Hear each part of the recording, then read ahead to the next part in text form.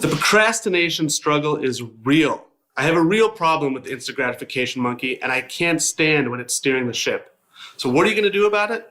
Well, today, on this episode of Ambition Today, we're joined by the one and only Taylor Jacobson. He is the founder and CEO of Focusmate. This is Ambition Today. These are the entrepreneurs, creators, investors, and builders who ambitiously change to the world. Explore the hardships and heroisms of everyday life while we reveal the key moments to leave behind a lasting legacy. This is Ambition Today with Kevin Siskar. What's up, world? I am Kevin Siskar, and you are listening to Ambition Today. Welcome to Season 3. You may have noticed that we took the summer off, but we're back. We have a brand new podcast studio, a fresh format for the show. I have a new job, and we're coming to you once again from New York City. In case you missed it, the last episode we talked to Brian Janesco from Grow. But today, I'm very excited. We're joined by Taylor Jacobson. He is the founder and CEO of Focusmate. Taylor, welcome to Ambition Today. Thanks for having me. So, how are you today? What's going on? We did some Focusmate sessions earlier today, right? Oh yeah. Love it. So let's take it to the beginning. How did you make your first dollar? Do you remember when? Where was it? Where'd you grow up? Yes, I remember. I grew up in Newton, Massachusetts, and I definitely made my first dollar shoveling snow. Love it. Which was like, I don't know. The second that I realized that a snowstorm was the opportunity to do more than just play and to like go and make like $20 shoveling someone's driveway, I was like, that's my new snowstorm plan. Nice. Do you know what age you were? I'm gonna guess like 10. 10. All right. Very cool. Let's keep it rolling from there. What was the worst job you ever had growing up? Maybe lifeguarding. Which was an awesome job in some ways, but there were some like really mind-numbingly boring shifts of just like sitting in a steaming hot indoor pool area that smelled really indoor bad. pool. Indoor pool lifeguarding. Yeah, that would probably be it. But I really can't complain about any of my jobs. Yeah, that's not as bad. I worked the parks department cleaning toilets at one point. Oh, I did have one summer job that was like, it was essentially driving a delivery truck for a startup. That it was like, oh, this is going to be a sexy startup internship, and it was unpaid, and they were just like, cool, we need somebody to move boxes. So that was my unsexy internship. But an important lesson now that you are a founder on how to not create internships for your own people. Yeah. Well, very cool. So, where did you go to school? Did you go to school? If so, what did you study? You mean college? I went to Duke. I studied economics and public policy, I've just always been interested in human behavior. So economics is sort of like, how do you, at an abstract level, sort of understand why people make decisions? And then public policy was like taking that a little bit more into the real world. It's interesting. That's definitely a pattern I've seen on the show is the interest in human behavior. And, how do you feel that serves you today? Like, I mean, we're going to get a little bit into obviously what you're doing, but do you subconsciously use that knowledge in a way that you maybe didn't expect or could appreciate today? I think why it's so useful is like business. Maybe I'll disclaim this by saying I don't know what I'm talking about, but maybe I'm going to make up a theory. Maybe there's kind of two parts of business. There's like the high level mechanics. And like, I think of a friend of mine who's like brilliant at the finance of business and like engineering really brilliant financial concepts. Mm-hmm. But then I think there's this other piece, which is like really deeply understanding people. And I really think that like the game of business is really understanding people, because a good business, I think, is just really deeply understanding a really big problem and then doing a really good job solving it. Yeah, I couldn't agree more. The people aspect is so underrated, but so important in day-to-day processes and what you go about. While we're on the topic of school and learning, I wanted to ask you, so how do you prefer to learn today, right? Is it books, Audible, podcasts, movies? Do you go grab coffee with a mentor? Do you just jump in, trial by fire? How do you like to learn? I definitely, I guess I like to learn by like running into a brick wall and then being like, oh, I don't know how to do this. So I think there's something about how focused I am right now on my business where a lot of my learning is like in order to solve a problem I have, and then I'll just go like find whatever the best resource is. So it's a little bit opportunistic.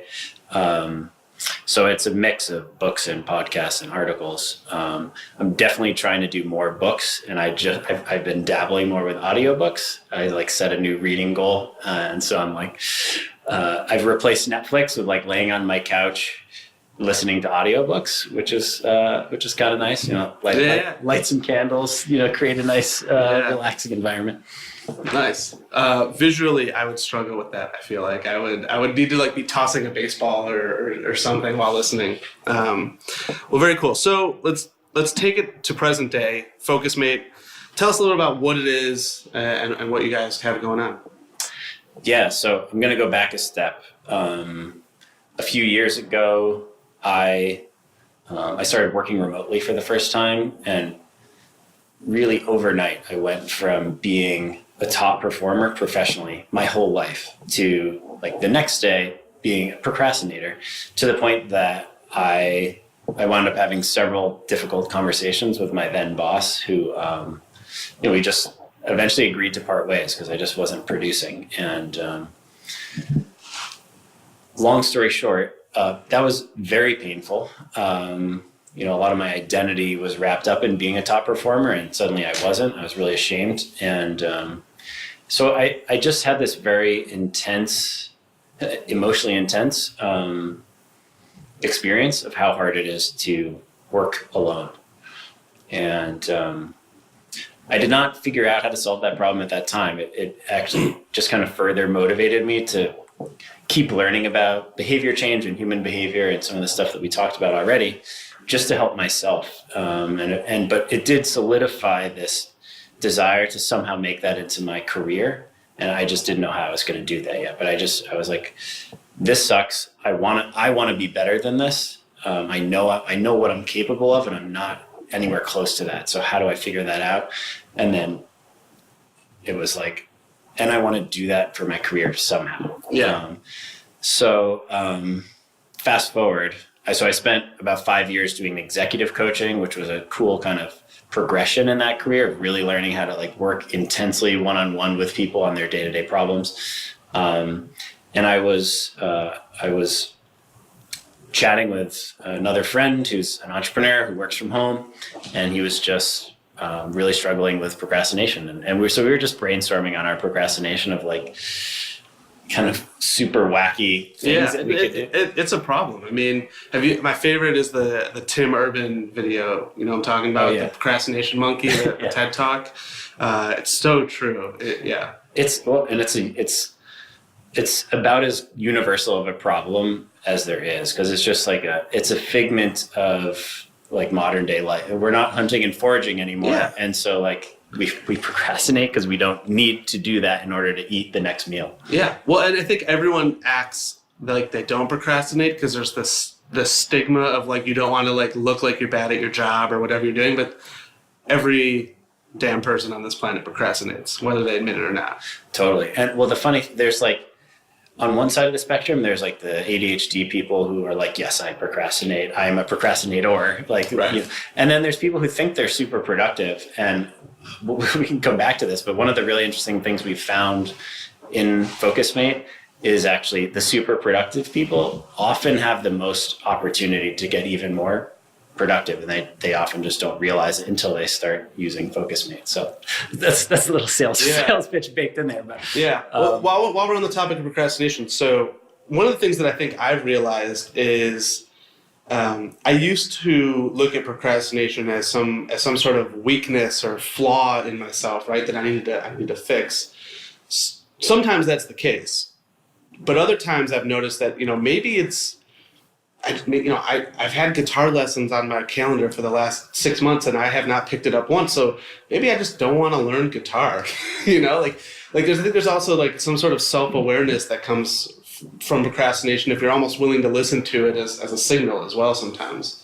you don't always have the choice on whether to do or not do something, but Yeah. And well, there's a lot of different kinds of procrastination. Like, I think for me, the most common kind, the most kind of insidious also, is I just work on the wrong thing. Mm-hmm. So I can sit down at my desk first thing in the morning and I'll have some idea pop into my head that I'm like, oh, I really want to take care of that. And I'll get excited about it and I'll just like go and handle it. And then suddenly like 45 minutes has gone by and or 2 hours has gone by and I haven't even thought about like, or 4 days, give or take, or like literally months actually. If I go back to like when I started working from home, I was like, where did the last 3 months go? Yeah. But yeah, for me, it's like, I can spend a whole day working without stopping to be like, what's the most important thing I want to get done today? Mm-hmm. And for me, that's a really painful form of procrastination because it's just like, man, I'm working really hard, but it's, with anything in life, but certainly with a startup or if you're a solopreneur or whatever, like your time is so limited. And if you don't do that most important thing, like you're pretty screwed. And I have experienced that in prior ventures that just didn't get off the ground. Yeah. So you see this problem, you're talking with your friend. What happens next? Yeah. So we were just brainstorming kind of wacky ideas to hold each other accountable. And so we had this idea, let's get on a video call and we will share exactly what we're going to do, like the next 3 things on our to-do list in detail. And then we'll sit there on the video call and do them with each other. So like just keeping each other company while, this first time we did it, my friend Jake was writing a slide deck and where was he? He was in Manhattan. Okay. He was in his apartment in Manhattan. And you're in your apartment. I was also in Manhattan, somewhere else. Okay, all right. May as well be another country. Tribeca and East Harlem. Well, yeah, different countries. Different countries. I was outlining a blog post, which is something that I procrastinate horribly. We just got on, it was Skype at the time, got on Skype and worked like that for 2 hours. And magically he wrote his slide presentation and I outlined my blog post. And we were just like, wow, that was super effective. He and I did that for a few days. But like very immediately we were both like, oh, you're getting shit done. This is helpful. And there are definitely other people who would find this valuable. So that was the seed of Focusmate, was just like discovering this technique really. And what it's evolved into now is it's a website where you can sign up, you can book an appointment 24/7, 365, and like on demand have an accountability partner to work with to do what we now call a Focusmate session, which is an hour long.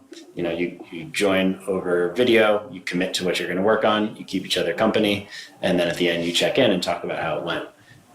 And what it's evolving into is really like providing the ideal type of partner for you based on your working preferences, the kind of people that you like to work with, people that you said, these are my favorite partners, the kind of format. And, do you want to do a 25-minute session like a Pomodoro? Do you want to do a 2 hour because you're writing and you want to do that with another writer?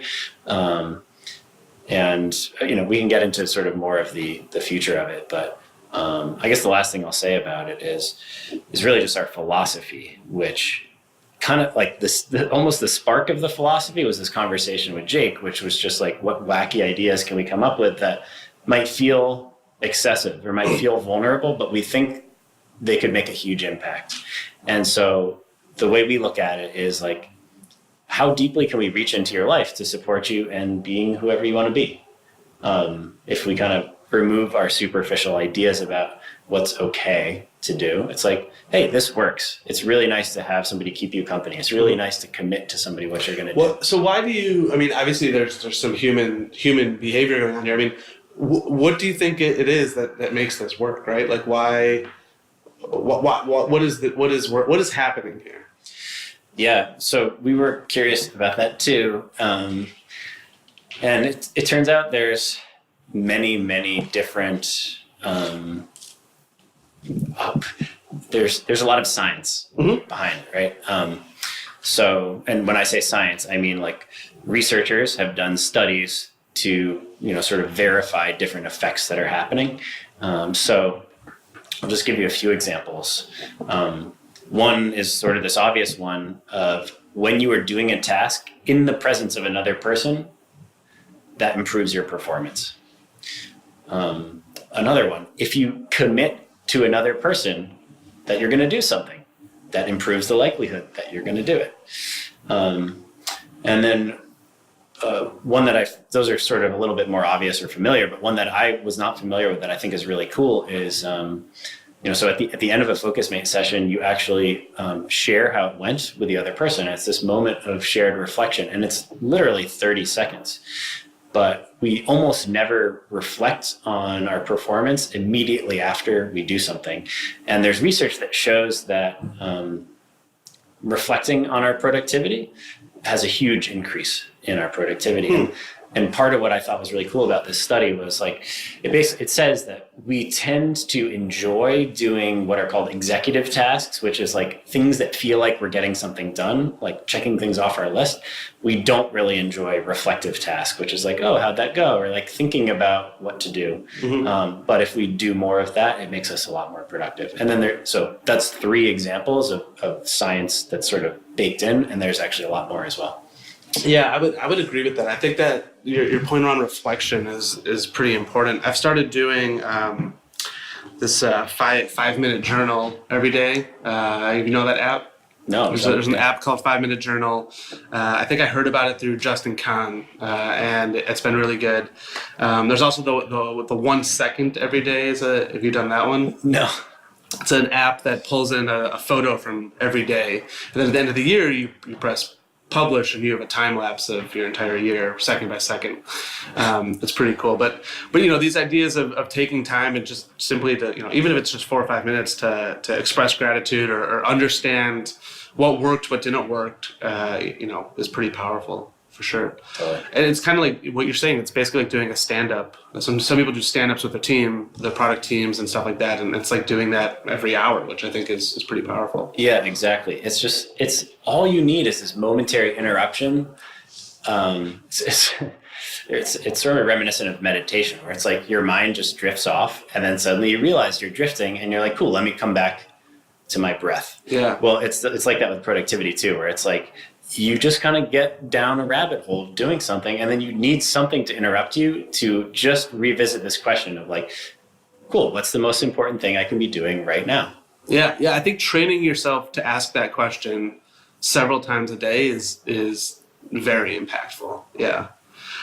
So, taking this to its end, maybe, do you envision a future, this is where my brain goes, do you envision a future where sort of like the work day has these like blocks, or rather than just show up to the office at 8, grab a coffee, check the news, roll around, do your day? Do you envision a more sort of structured environment? People can get out of there by 1-2 p.m.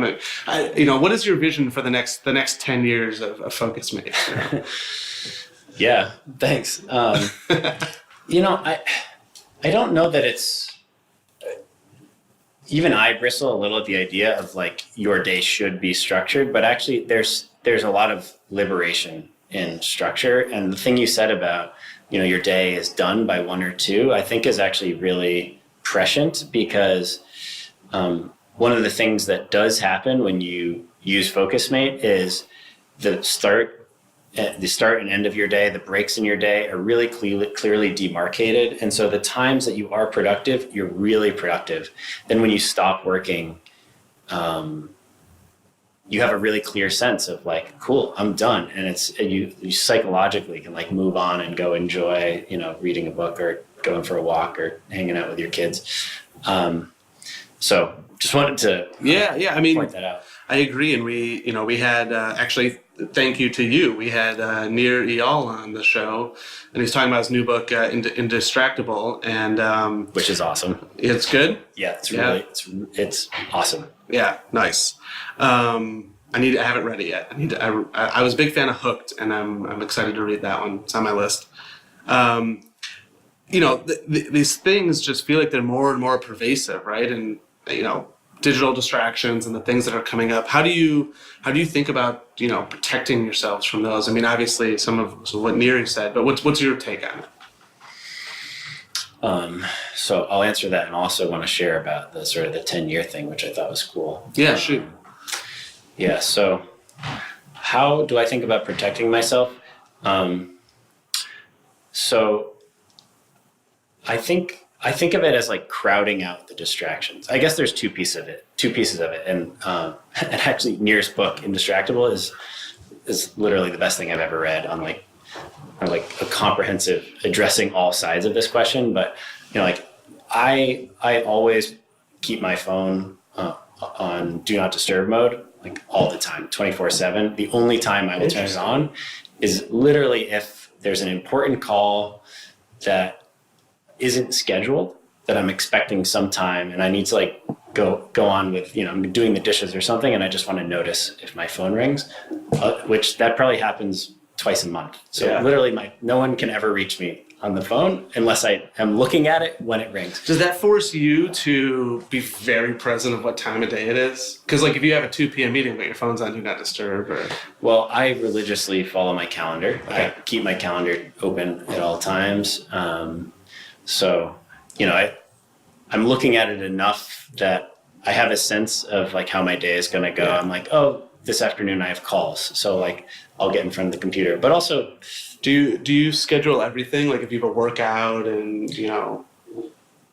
For the most part. Yeah. Yeah. Or at least if it's not scheduled, I'll put a reminder in Google Calendar. And the good thing about a reminder is if you don't do it, it just moves it to the next day. So it's still in your space. So there's sort of like, I need to pick up a card, like a thank you card at the pharmacy. I don't need to do that today, so I'll do reminders for that. But for most stuff, I'll schedule it.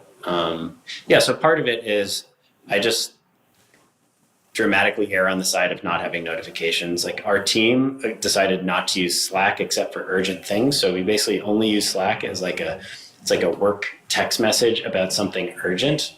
And literally everything else is email, because it's just like this tool is not good for asynchronous communication, and we just don't want to distract each other. That's, I'd say, the foundation is just eliminating all the superfluous distractions. I love that. And I think for the most part, we, like people, are just very irrational about the importance of the notifications we think we're going to get, and we're just wrong. Like we just don't need them. They don't matter. I don't have kids, so there's a disclaimer around that, but like you can set, here's the 4 contacts that like will ring. Come through your do not disturb mode, yeah. Or if it rings like 2 times within X minutes, whatever. That's the foundation. And then the second thing is what I think of as like crowding out the distractions. And that is my experience of Focusmate, which is like, you and I were co-working this morning, and you're sitting there with me, and I've just told you what I'm going to do. And so it's this like environment that I'm in that's like the camaraderie and the commitment, and it builds a sense of momentum where I'm like, not only do I know what I'm doing, I've told you about it. I'm going to tell you how it went in like just a few minutes from now. And so I could get distracted by stuff, but now there's so many forces pulling me into doing what I just said I'm going to be doing that it works. I caught myself. I was Nuzzle popped a notification on like a article that everyone is sharing and reading today called like, the internet didn't happen how we expected it to happen. What do we do now? And I got a paragraph in, and then I was like, oh shit. I was like, I'm going to have to tell Taylor that I didn't do this thing I just said I was going to do, because I got distracted by a New York Times article, and I went back and I shut the article. I put the article in my pocket to read later, and I got back to work. So totally, 100% that worked. Yeah. So it's I'm calling that crowding out, but like, you can use it for a lot of stuff. I found that I really prefer to work out with another person, and because it's just more fun. Like I like running, but I don't like it enough to do it by myself. I hate running, yeah. What I really like is like having a conversation while I'm jogging with somebody, because it's just like, oh, I don't we don't have to make a conversation. It's just nice to have, this person here. But if we feel like chatting, they're here. It's just like it's a thing that pulls me forward. So yeah. Well, I love it. Well, we're going to take a quick break. We're here with Taylor Jacobson, and we're talking about his company, Focusmate. We'll be right back with more. This is Ambition Today. Ambition Today is excited to be supported by the A-List. If you haven't joined the A-List, after every episode, we've been going longer with each guest and asking one question: what is the single greatest piece of advice you've ever learned in your life? This question has given some amazing takeaways, and if you want, you can join the A-List now at syscar.co/A-List for only $5. And Audible. Taylor, thanks for mentioning Indistractable earlier on the pod, and you mentioned Audible a little bit. What's one book you'd recommend to other founders to read right now? Ooh. So I definitely recommend Indistractable, which I listen to on Audible. The other one that I'm just like, everyone must read this if they're a founder is called Start at the End by Matt Waller. It's sort of like... it's the evolution of lean startup. If you make it much more sciencey and rigorous, we've completely changed our product development methodology based on the book. So Start at the End by Matt Waller. All right. Awesome. I love that. You can go grab that book at audibletrial.com/ambition today, download it and keep it for free. And we are also supported by Equity Token.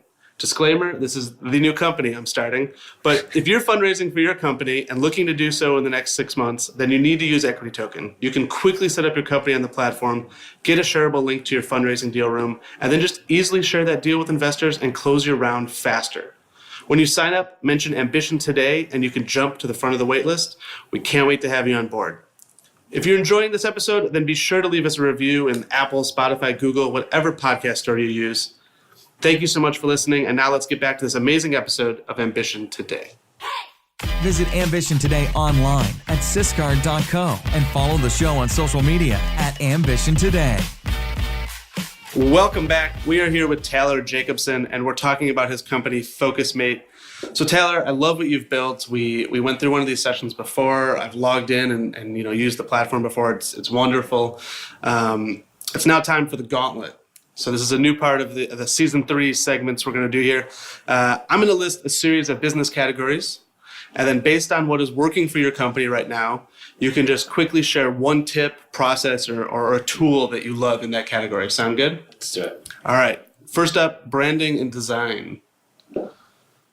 A tool, a process, or a tip, something that's working. Yeah, a tip. To me, branding is thinking of your company like a personality, like a person. So you can really get intimate with the details, but also when you think about a person, their personality doesn't change over time and it affects everything they do. And that builds a lot of trust and reliability and also affinity and warmth and like, oh, I really like this. In this case, not a person, a company. All right, awesome. Go to market or marketing strategies. Ooh. Go to market. We just wrote a very extensive and rigorous internal memo about go to market strategy. So I guess my tip there is, I don't know how that's going to go yet. And I think it's something that warrants more rigor probably than. Yeah. But what is it? What are you excited about? Is it? Yeah. So we thought hard about what are the different reasons that you would choose one market over another when you have multiple good markets you can serve, and how does the timing and staging of those, or what is the right timing and staging of those? So at a high level, that's kind of what we thought about. How'd you pick one? Do you have a process? We're actually going through it right now. So we just developed the methodology, and so we're gathering a little bit of data on our different user types, and then we'll use that in order to make a decision about the next segment that we want to focus on. All right, awesome. Product development. The book, Start at the End, by Matt, that I just mentioned. Yeah. All right. Hiring and onboarding. Oh, yes. For hiring, the way that we do this is, so it starts with a internal team discussion, like a SWOT analysis, strength, weakness, opportunity, threats. And we just think about where's the friction, where's stuff not working. And what we come up with is basically like a list of competencies and list of types of work that we're like, it would be really impactful if we were really good at those things. And then we just write job descriptions that are like sort of a wish list that combine those things. And obviously you can't combine 19 different things into one person, but I would say we are not constrained by sort of a conventional, this is what this kind of person is. We write out in very, in a lot of detail, like, hey, these are over the next 6 months, these are some projects that we think we'll need you to crush if you want to be really good at this job. And I think that helps candidates really self-select into stuff that they think they're good at and will be excited about. And then us get like great people. Yeah, love that. Revenue and accounting. It's like, there's a lot of tools that I don't love. But you mentioned one earlier. I was talking about barometrics. Oh, we use Profitwell. Profitwell, never heard of that one before. We do use Stripe, okay. Which we like a lot, and they also just added support for Google Pay and Apple Pay, which includes PayPal. Nice. So if you have an international audience, it includes PayPal and bank. Yeah. So if you have an international audience, that's pretty valuable. Have you turned on Apple Pay for anything yet? We've turned on Google Pay. Google Pay? Any results or people using it? Or we actually haven't announced it yet, so people don't know. But we have users in 100 plus countries. We've had a lot of people, especially in Europe, say like we don't use credit cards. So it's interesting. So we have a lot of people that just haven't signed up because they don't have a credit card. So they're all just on contactless, Google Pay, Apple Pay. What do they use? Well, I imagine they use debit card, like bank cards. Oh, got it. Okay. Or PayPal. Debit instead of credit. All right, exactly. Cool. Last category, fundraising. What's working? Tip, process, tool.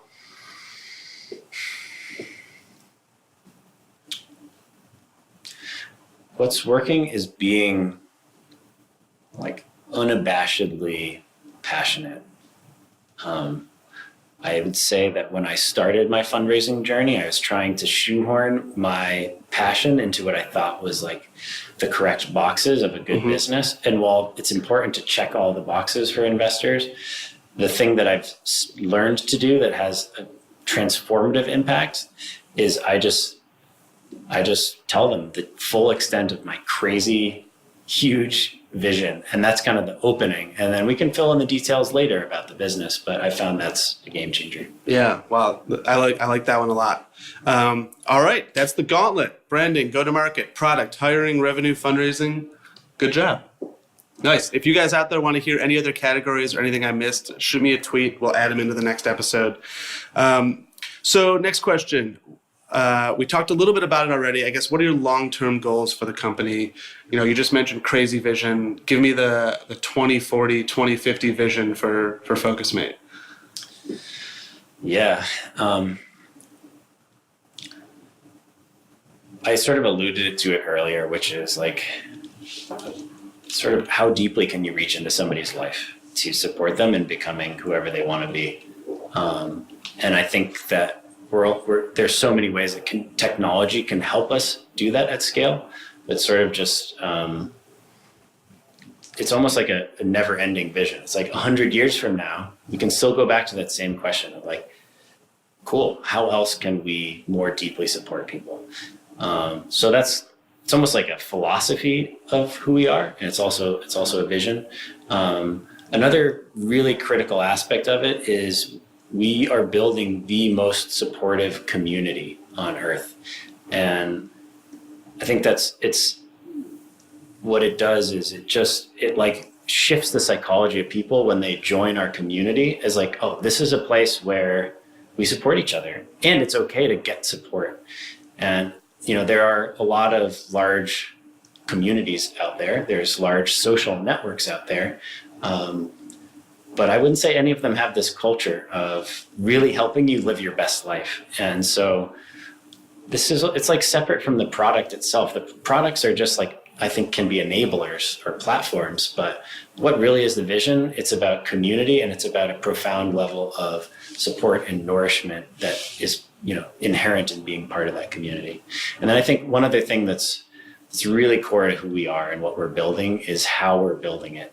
And what I mean by that is our identity as a company is about transforming what the workplace means, what it means to be part of a team. And what I really want is to create an experience of work, of being part of a company that is profoundly nourishing. It's like, these are the people that have my back to grow into my best self, to like, I sometimes use the language of like furthering us on our sort of holistic spiritual pathway, because we're all just like human beings floating through the ether, trying to like figure this thing out. So we spend an inordinate amount of our lives doing work, and I think that's okay. I think work can provide just an immense amount of meaning and purpose in our lives. And some of the most meaningful relationships that we have, like our relationship, is through our passion about the work that we do. And I think it's a shame that the way that the workplace is today, that it's not meeting more of those needs. It's not pushing us and supporting us to become who we want to be. It's like, that's something that you do on nights and weekends. Yeah. I just want to flip that on its head. And I think that that's important for a couple of reasons. One is, I think supporting people in that way will lead to dramatic improvements in performance. Like, if you want to get the best performance out of somebody, just support them in every way they need support, and that will change how they show up. I love that vision. Thinking through, I'm going to have you make a prediction here. Do you, it's the year 2030. It's 10 years from now.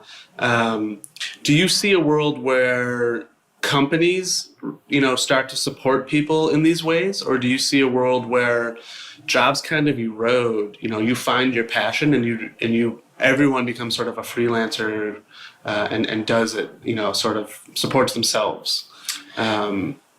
So I think it's more the former, but I think there's some of the latter too. So I absolutely think that what it means to work for a company can and will transform. And to be honest, my motivation for building a large company is that I think that there is a need for truly like iconic brands and companies that show that this is possible, that show that it's better, that it's not just some like airy fairy cute little thing that like weird companies in Boulder do. This is good business. It's good. I think that there is huge opportunity to transform how companies operate. And I think part of that is like, we need to evolve also what it means to be part of a company. And so freelancing right now, some of the legal structures around it are a little bit limiting, but I absolutely think that empowering people to have more autonomy and to like work from where they want to work from at the hours they want to work from, that's some really obvious stuff. That's part of it too. So, I think there will be more of a sliding scale between being employed and being a freelancer. Yeah, I love that. So I want to switch here. I'll talk a little bit more, pick your brain as a founder about, some philosophical, how you live your life stuff, right? So you mentioned earlier about building a big company. Obviously, there's many ways to work. We're kind of talking about that now. How do you think about, building wealth? I think, one of the things I've seen is founders have very unique understandings of equity, and, what lessons have you learned in that realm of like financial strength or wealth building that you would, feel are worthy of sharing, or, the audience should be thinking about? Yeah, I would say I'm still learning about it. And I think the things that have been really helpful for me, I'm not a wealth expert or a financial expert, so I try not to spend my. I'm not like stock. Yeah, and I don't even mean the question in that way, right? Like I'm not talking about like stock investment and like optimizations, but just like for you, thinking about building value in your life and accruing wealth. I mean, more at that level.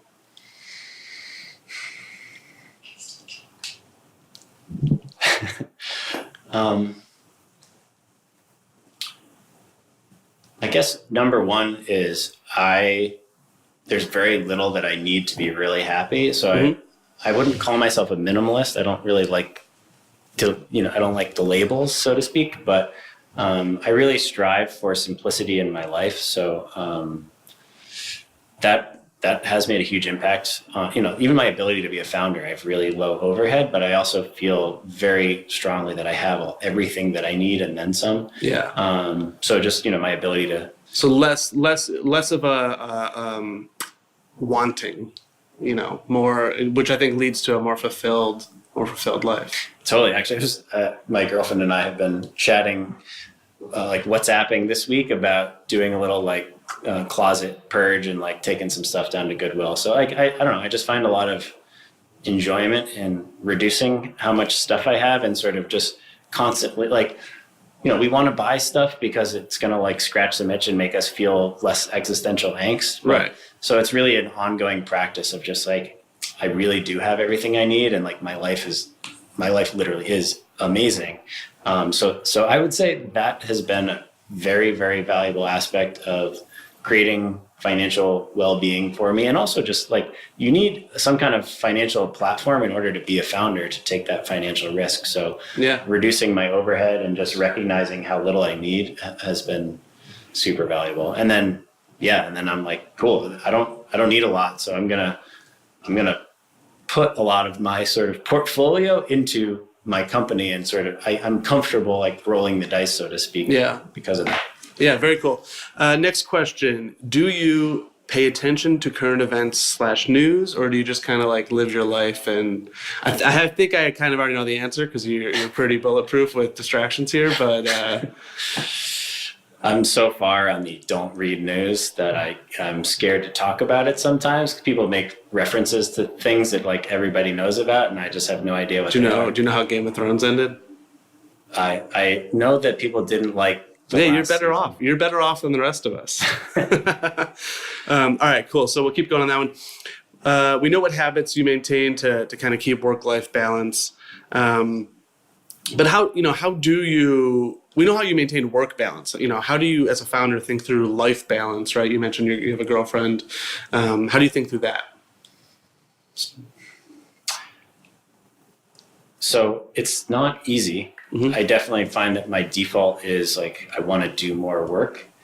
And I've dealt with some serious burnout and other sort of physical ailments that eventually I just had to admit that these were because of the imbalance. So I guess I'll just caveat it by saying I learned my lesson many times over.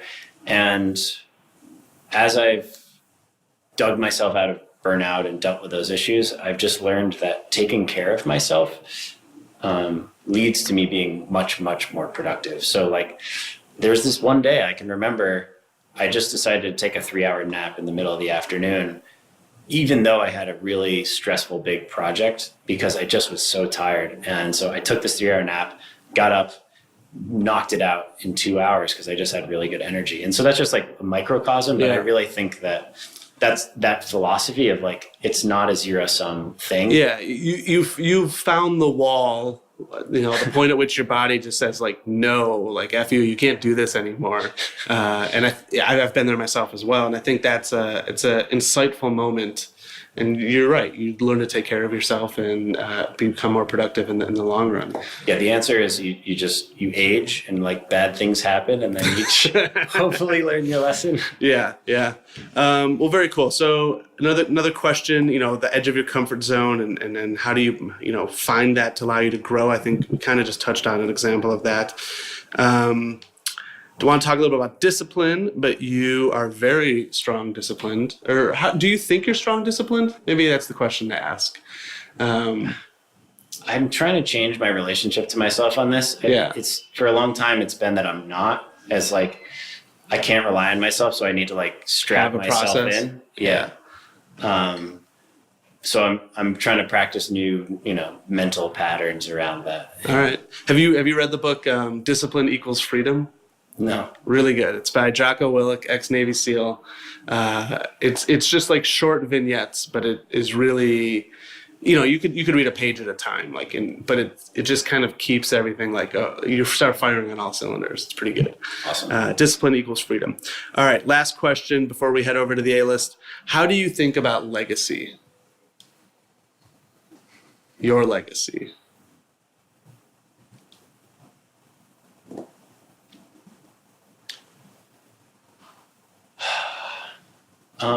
I don't know if I do think about legacy. That's fair. That's fine. I think about more like I'm gonna be gone soon. This is all gonna be over in the blink of an eye, and I just want to make the most of it. And so I'm just kind of constantly in this inquiry about what's the best use of this? What's the best and most meaningful use of this tool? Yeah. My body, my mind that I'm magically experiencing every day. And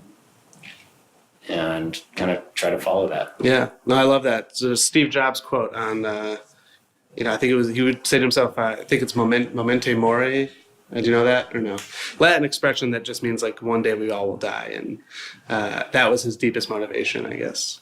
Well, very cool. Well, Taylor, thank you so much for coming on the episode, answering questions about your history, your business, life. I appreciate it. So the show notes, which everyone can find up on the website, will be linked up for everything we talked about and referenced. Taylor, where can people go find out more about you and your business? So check us out at focusmate.com. It's free to join. And you can also find me on LinkedIn and Twitter. All right, awesome. Well, let's take this over to the A-List back channel for those members. And for everyone else, stay curious, and we'll see you on the next episode of Ambition Today. Thanks for listening to Ambition Today. Be sure to visit siscar.co to get all the information from this episode and more great content. Until next time, stay curious, everyone.